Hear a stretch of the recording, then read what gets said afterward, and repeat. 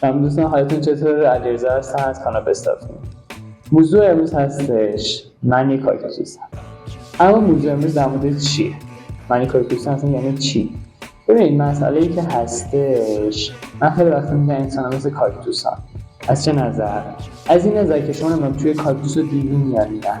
توی کاکتوس نرمه مثل هر گیاه دیگه، ولی بیرونش خب سفته و خار.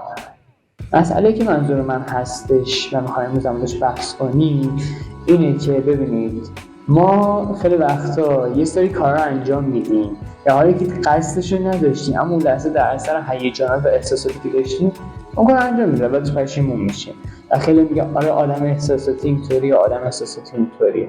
امروز میخوایم به این موضوع بپردازیم که در چه حد این حرف درسته.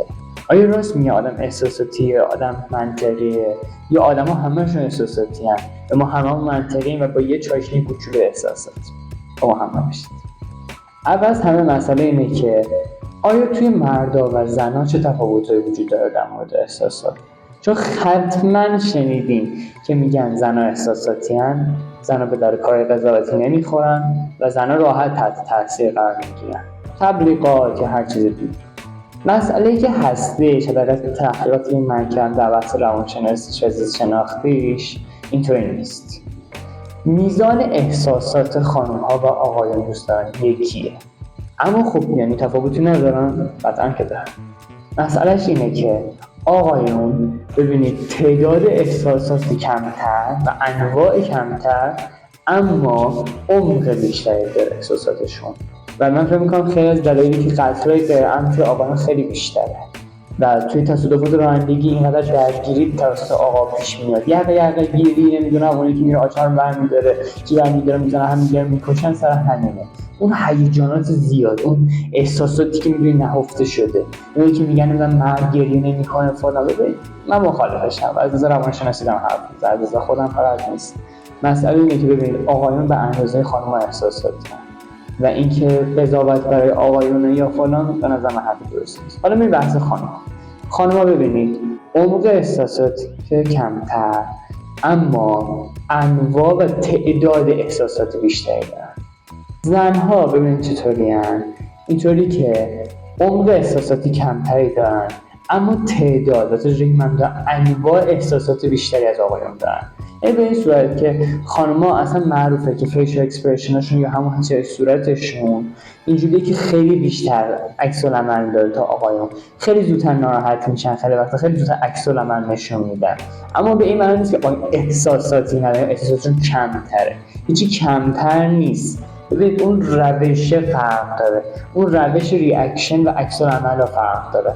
پس مسئله اول این بود که این حرف از نظر روانشناسی اشتباهی که خانم‌ها به در قضاوت نمیخورن، خانم‌ها به در ریاست نمیخورن. پس این مسئله به نظرم حل شد. و مسئله بعد این که میزان احساسات یکیه، تعداد فرق داره و این مسئله.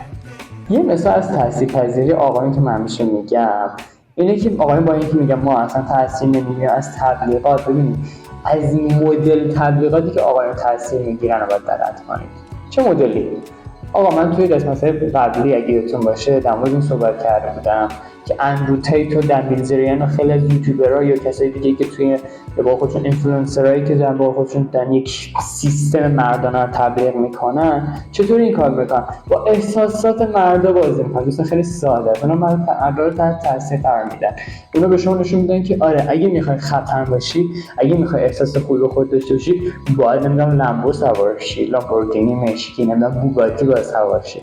من مخالفش نیستم. چرا؟ ولی باحاله، خیلی خفنه، پرستیژ داره. ولی بحثی که هستش اینه که اعتماد به نفس دوستان به این مسئله نیست. ما تو بحث نایسکار بودن اینو بیشتر بازش کردیم، اما تو این بحث واردش نمیشیم و اگه دوست داشتین حتما میتونید اون ویدیو رو تماشا کنید. یه مسئله که داشتم بهش فکر می‌کردم اینه که عشق در نگاه اولم تو این موضوع در موردش صحبت کنیم تو این اپیزود قسمت. بحثی که هستش از نظر روانشناسی، عشق در نگاه اول خیلی صادقانه بخوام بگم یعنی هوس بود. یعنی که شما بدونی که از طرفش آگاهی داشته باشین، فقط بر اساس اون هیجانتون که گفتم نه این که توی قسمت‌های دیگه قرار در مورد هیجانتون سوال کنم، اما من خیلی خلاصه فقط بخوام اینو بگم، این که در اثر اون هیجانات و احساسات دوستان عشق در نگاه اول لطفا گولشون نخورید و گول فیلم‌های رمانتیک رو تو این مورد اصلا نخورید. مسئله بعدی که می‌خواستم در موردش صحبت کنم یه چیز خیلی عجیبی که مطمئنم خیلی نشنیدید در موردش. IMS. خیلیتون اسم PMS رو شنیده باشین یا حداقل قطعا همتون در مورد پریود خانم‌ها می‌دونید. مسئله‌ای که هستش میگن قبل پریود حدود یک هفته قبل خانم‌ها دچار یک آرزه میشن، یک مسئله به نام PMS. این حالتیه که قبل از پریود خانم‌ها دچار یک سری احساساتی میشن، یعنی یک جوری که احساساتشون تعادلش به هم میخوره. چیزی که جالبه توی آقایون این به صورت سالانه اتفاق میفته و مخفف IMS Irritable Man Syndrome. و چیزی که جالبه یه سری عکس‌العمل آقایون سر این IMS نشون میدن، مثل اینی که هیجانشون از دست میدن، تفکر بیشتر میکنن، آروم میشن و خیلی مسائل دیگه. از چیزی که هستش من توی این قسمت میخواستم در موردش صحبت کنم، دوستان قدرت احساسات رو کم نگیرید.